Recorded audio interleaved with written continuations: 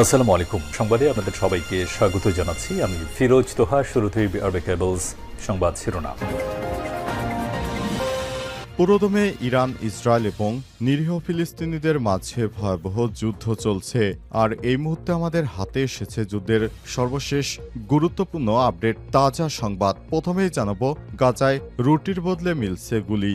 ভোরের আলো ফোটার আগেই গাজায় ক্ষুধার্ত মানুষের ভিড় জমে। গাজায় ত্রাণ বিতরণ কেন্দ্রগুলোতে শিশুদের কান্না থামাতে বাবা মারা ছুটে যান রুটির খোঁজে, কিন্তু দুর্ভাগ্যজনক সেখানে রুটির বদলে তারা ফিরছেন মাথায় গুলি নিয়ে, কেউ বা স্ট্রেকচারে করে, কেউ লাশ হয়ে ফিরছেন খাদ্য সংকটে বিধ্বস্ত গাজার দক্ষিণ অঞ্চলে। যখন মানুষ ট্রাকের পাশে ত্রাণের জন্য জড়ো হচ্ছে, ঠিক তখনই নামে ইসরায়েলি বুলেট বৃষ্টি। সম্প্রতি দেখা গেছে গাজার বিভিন্ন এলাকায় ত্রাণ নিতে আসা লোকজনদের উপর ব্যাপক হারে গুলিবর্ষণ করছে ইসরায়েলি সেনারা। এতে খাদ্য নিতে আসা নিরীহ ফিলিস্তিনিরা গুলির আঘাতে মারা যাচ্ছে। খাবার নিতে এসে তারা রুটির বদলে পাচ্ছে গুলি।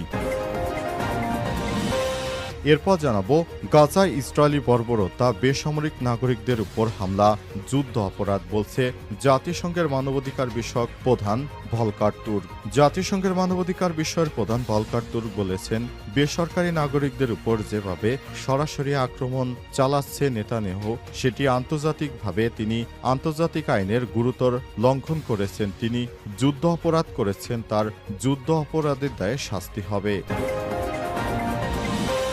এদিকে কানাডার এক সিদ্ধান্তে ঘরে বাইরে বিপদে নরেন্দ্র মোদী। কানাডায় অনুষ্ঠিত হতে যা G7 সম্মেলন এখনও আমন্ত্রণ পায়নি ভারত। এতে ঘরে বাইরে ইমেজ সংকটে পড়েছে হিন্দুত্ববাদী দেশটির প্রধানমন্ত্রী, পৃথিবীর নিকৃষ্ট প্রধানমন্ত্রী নরেন্দ্র মোদী। জানাবো, চিকিৎসার অবহেলায় ধর্ষিত শিশুর মৃত্যু, উত্তাল ভারত। ভারতের বিহারে পাটনা মেডিকেল কলেজ হাসপাতালে চিকিৎসায় দেরি হয় ধর্ষণের শিকার 10 বছর বয়সী এক দলিত মেয়ের মৃত্যুর ঘটনায় দেশজুড়ে ক্ষোভের সৃষ্টি হয়েছে। আজ মেয়েটি হাসপাতালেই মারা যায়। মেয়েটির পরিবারের অভিযোগ, আজ অ্যাম্বুলেন্সে প্রায় 4 ঘন্টা অপেক্ষার পর মেয়েটিকে হাসপাতালে ভর্তি করানো হয়েছিল।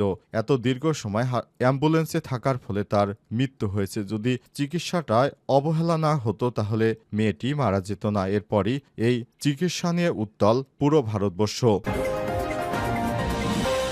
এবং সর্বশেষ জানাবো, আওয়ামী লীগ নিষিদ্ধ করার বিষয়টি সরকারের রাজনৈতিক সিদ্ধান্ত বলছে জাতিসংঘ। পরিস্থিতি বিবেচনায় আওয়ামী লীগ নিষিদ্ধ সরকারের রাজনৈতিক সিদ্ধান্ত বলে মনে করে জাতিসংঘ। এ অবস্থায় স্পষ্ট করে আবাসিক প্রতিনিধি গোয়েন লুইস বলেছেন, সুষ্ঠু, গ্রহণযোগ্য ও অংশগ্রহণমূলক নির্বাচনে কমিশনকে সহায়তা করবে তারা। প্রিয় দর্শক, এতক্ষণ শুনছিলেন সংবাদ শিরোনাম, এবারে বিস্তারিত।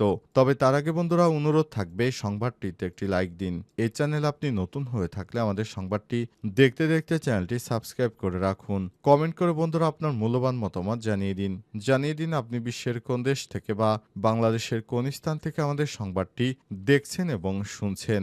এবারে বিস্তারিত। ফিলিস্তিনে রুটির বদলে মিলছে গুলি। ভোরের আলো ফোটার আগেই ফিলিস্তিনের হাজার হাজার ক্ষুধার্ত মানুষের ভিড় জমে গাজার ত্রাণ বিতরণ কেন্দ্রে। শিশুদের কান্না থামাতে বাবা মায়েরা ছুটে যান রুটির খোঁজে, কিন্তু দুর্ভাগ্যজনক যে রুটির বদলে তারা ফিরছেন হাত পা মাথায় গুলি নিয়ে, কেউ স্ট্রাকচারে, কেউ বা লাশ হয়ে ফিরছেন খাদ্য সংকটে বিধ্বস্ত গাজার দক্ষিণাঞ্চলে। যখন মানুষ ট্রাকের পাশে ত্রাণের আশায় জড়ো হয়, ঠিক তখনই নামে ইসরায়েলি বুলেটের বৃষ্টি। সম্প্রতি রাফা এবং খান ইউনুসে মার্কিন সমর্থিত ত্রাণ বিতরণ কেন্দ্রে এই ভয়াবহ মৃত্যু ফাঁদে পড়ে গুলিবিদ্ধ হয়েছে শত শত নিরীহ ফিলিস্তিনি, নিহত হয়েছে অনেকেই। শোয়েব আবু তোয়ের তাদের একজন। আজ তার 4 সন্তানের জন্য রুটি আনতে গিয়েছিলেন তিনি, কিন্তু ফিরেছেন মাথায় গুলিবিদ্ধ লাশ হয়ে। খবর আল জাজিরার। কয়েক সপ্তাহ ধরেই গাজায় সহায়তা কেন্দ্রগুলোতে দখলদার ইসরায়েলি বাহিনী নির্বিচারে গুলি চালাচ্ছে। তারা ত্রাণ দেওয়ার কথা বলে তারপর নিরীহ মানুষদেরকে সেখানে নিয়ে যায় এবং সেখানে তাদের উপর গুলি চালিয়ে হত্যা করা হচ্ছে নিরীহ ফিলিস্তিনিদেরকে। বলা হচ্ছে, তোমাদেরকে ত্রাণ দেব, তোমরা আমাদের সঙ্গে সই। কথা বলে নিরীহ মানুষ, ক্ষুধার্ত মানুষ তাদের সঙ্গে যায় খাবার পাওয়ার জন্য, কিন্তু তারা একটি একত্রিত করে সমস্ত মানুষদেরকে তারপর তাদের উপর গুলি চালিয়ে হত্যা করছে। এটি পৃথিবীর ইতিহাসে সবথেকে নিকৃষ্ট এক স্বৈরাচারী ঘটনা, যা পৃথিবীর বুকে এর আগে কোনোদিনও হয়নি। এ অবস্থা চলছে গাজায়। নিরীহ মানুষরা এখন যাবে কোথায়, খাবে কি? এখন তাদের দেখার মতো কেউ নেই।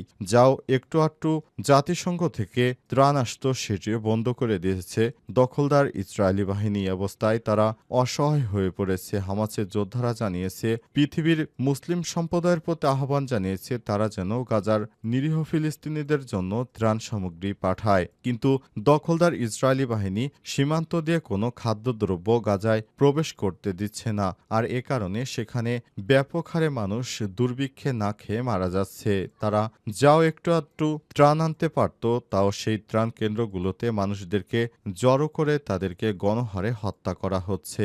এটি কোনোভাবেই গ্রহণযোগ্য নয়। জাতিসংঘ সহ পশ্চিমা বিভিন্ন রাষ্ট্র ইসরায়েলকে নিষেধ করা সত্ত্বেও তারা গাজায় এখনও গণহত্যা চালিয়ে যাচ্ছে। তারা তাদের ইচ্ছামতোই যাকে খুশি তাকে হত্যা করছে। তাদের পৃথিবীর কারো কাছেই জবাবদিহিতা করতে হয় না, কারণ মুসলিমদের রক্তের কোনো মূল্য নেই। গাজায় বেসামরিক নাগরিকদের হত্যা, গাজায় ইসরায়েলি বর্বরতা, বেসামরিক নাগরিকদের উপর হামলা যুদ্ধ অপরাধ বললেন জাতিসংঘের ভলকার তুর্ক। জাতিসংঘের মানবাধিকার বিষয়ক প্রধান ভলকার তুর্ক বলেছেন, বেসরকারি নাগরিকদের উপর সরাসরি আক্রমণ কোনোভাবেই মেনে নেওয়া যায় না।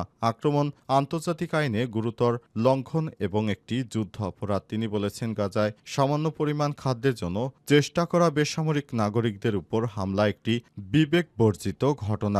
তুর্ক জানিয়েছে, গাজায় ত্রাণ বিতরণ কেন্দ্রের কাছে হত্যাকাণ্ডের ঘটনায় স্বাধীন তদন্তের আহ্বান জানিয়েছেন তিনি আরও বলেছেন, একনাগাড়ে 3 দিন যুক্তরাষ্ট্র ইসরায়েল সমর্থিত ত্রাণ বিতরণ কেন্দ্রের কাছে ফিলিস্তিনিরা হত্যার শিকার হয়েছেন এবং এজন্য দায়ী অবশ্যই দায়ীদেরকে জবাবদিহিতার আওতায় আনতে হবে। এছাড়াও গাজায় একটি ত্রাণ বিতরণ কেন্দ্রের কাছে ইসরায়েলি নাগরিকরা ফিলিস্তিনিদের উপর হামলা করেছে এবং তাদের হত্যার ঘটনায় স্বাধীন তদন্তের আহ্বান জানিয়েছে জাতিসংঘের মহাসচিব অ্যান্টোনিও গুতেরেস। ত্রাণ সংগ্রহের জন্য অপেক্ষায় থাকা লোকজন এর উপর ইসরায়েলি বাহিনী গুলি চালিয়েছে বলে বিভিন্ন গণমাধ্যমে খবর আসার পর একটি স্বাধীন তদন্তের আহ্বান জানানো হয়েছে। এর আগে যুক্তরাষ্ট্র ও ইসরায়েল সমর্থিত গাজা হিউম্যানিটেরিয়ান ফাউন্ডেশন বা জিএইচএফ পরিচালিত রাফা কেন্দ্রে মানুষ খাবারের জন্য অপেক্ষা করার সময় গুলির কথা জানিয়েছে প্রত্যক্ষদর্শীরা। কানাডার এক সিদ্ধান্তে ঘরে বাইরে বিপদে নরেন্দ্র মোদী। কানাডায় অনুষ্ঠিত হতে যা G7 সম্মেলনে এখনও আমন্ত্রণ পায়নি ভারত। এতে ঘরে বাইরে ইমেজ সংকটে পড়েছে দেশটির প্রধানমন্ত্রী নরেন্দ্র মোদী। বিরোধী দলীয় দল কংগ্রেস এটিকে নরেন্দ্র মোদীর আরেকটি বড় কূটনৈতিক ব্যর্থতা হিসেবে অভিহিত করেছে। তারা বলছে, নরেন্দ্র মোদীর পূর্বসূরি ভারতীয় প্রধানমন্ত্রী G7-এ বিশেষ মর্যাদা পেতেন। বর্তমান প্রেক্ষাপটে বিশ্বে মোদীর গ্রহণযোগ্যতার প্রশ্নটি আবারও আলোচনার দাবি রাখে। খবর দ্য ইকোনমিক টাইমসের। কংগ্রেস পার্টি দাবি করেছে যে কানাডায় অনুষ্ঠিত G7 শীর্ষ সম্মেলনে ভারতকে আমন্ত্রণ না জানানো আরেকটি বড় কূটনৈতিক ভুল। তারা এটিকে ভারতের বর্তমান সরকারের কূটনৈতিক ব্যর্থতা হিসেবে উল্লেখ করেছে। কারণ নরেন্দ্র মোদী দেশে যতদিন পর্যন্ত তিনি প্রধানমন্ত্রী হিসেবে দায়িত্ব পালন করছেন, এ পর্যন্ত নরেন্দ্র মোদী কখনোই সফলতা অর্জন করতে পারেননি। নরেন্দ্র মোদী সরাসরি হিন্দু এবং মুসলিমদের মধ্যে দাঙ্গা বাঁধিয়ে দিচ্ছে। কারণে নরেন্দ্র মোদীকে বলা হচ্ছে হিন্দুত্ববাদী, কঠোর এক হিন্দুত্ববাদী সন্ত্রাসী। এই হিন্দুত্ববাদী সন্ত্রাসী তিনি ভারতের মুসলিমদেরকে গ্রেপ্তার করে করে তারপর বাংলাদেশের বিভিন্ন সীমান্ত দিয়ে বাংলাদেশে পুশিন করে দিচ্ছে। যারা ভারতের নাগরিক তাদেরও গ্রেপ্তার করে করে তারপর বাংলাদেশে পাঠানো হচ্ছে। এটি কোনোভাবেই গ্রহণযোগ্য নয়। ভারতের সাধারণ জনগণ যারা ভারতে জন্মগ্রহণ করেছে, ভারতে চাকরি করেছে বা ভারতেই সারা জীবন কাটিয়েছে, তাদেরকে বলা হচ্ছে তারা নাকি বাংলাদেশি। হিন্দি ভাষাভাষীর মানুষদেরকেও গ্রেপ্তার করে তারা বাংলাদেশের সীমান্ত দিয়ে রাতের আধারে পুশিন করছে, অর্থাৎ বাংলাদেশের অভ্যন্তরে ঢুকিয়ে দিচ্ছে। পৃথিবীর এক স্বৈরাচার নিকৃষ্ট প্রধানমন্ত্রী হচ্ছে নেতানিয়াহু, আরেকজন স্বৈরাচারী নিকৃষ্ট হচ্ছে ভারতের নরেন্দ্র মোদী। এই দুই কুখ্যাত সন্ত্রাসী পৃথিবীটাকে ধ্বংসের একদম দ্বার প্রান্তে নিয়ে এসেছে। এছাড়াও পৃথিবীর বুকে এতটা নিষ্ঠুর আর কঠোর এমন সন্ত্রাসী শাসক আর একটিও নেই। ভারতের কসাই নামে পরিচিত নরেন্দ্র মোদী এই কসাইয়ের হাত থেকে মুসলিমদেরকে বাঁচতে হলে অবশ্যই তাদেরও প্রতিরোধ গড়ে তুলতে হবে। এই কসাইয়ের বিরুদ্ধে প্রতিরোধ করতে হবে, তা না হলে ভারতীয় উপমহাদেশ থেকে একসময় মুসলিমদেরকে নিধনের যে কর্মকাণ্ড শুরু করেছে, এর কারণে একসময় সবাই এর ভুক্তভোগী হবে। সেটি আজ হোক বা কাল হোক বা 2 দিন পরে হোক, সেটি মুসলিমদেরকে বুঝতে হবে। আওয়ামী লীগ নিষিদ্ধ করার বিষয়টি সরকারের রাজনৈতিক সিদ্ধান্ত, বলছে জাতিসংঘ। পরিস্থিতি বিবেচনা আওয়ামী লীগ নিষিদ্ধ সরকার রাজনৈতিকভাবে নিয়েছে বলে মনে করে জাতিসংঘ। অবস্থান স্পষ্ট করে আবাসিক প্রতিনিধি গোয়েন লুইস বলেছেন, সুষ্ঠু, গ্রহণযোগ্য ও অংশগ্রহণমূলক নির্বাচন কমিশনকে সহায়তা করবে তারা। আজ জাতীয় প্রেস ক্লাবে ডিপ্লোম্যাটিক করেসপন্ডেন্ট অ্যাসোসিয়েশন বাংলাদেশ বা ডিক্যাপ জাতিসংঘ আবাসিক প্রতিনিধি দলের সঙ্গে ডিক্যাপ টক শীর্ষক এক আলোচনা অনুষ্ঠানে তিনি এসব কথা বলেছেন। এ সময় তিনি বলেছেন, আমরা অন্তর্বর্তীকালীন সরকারকে সব রকমের সহায়তা দিতে প্রস্তুত।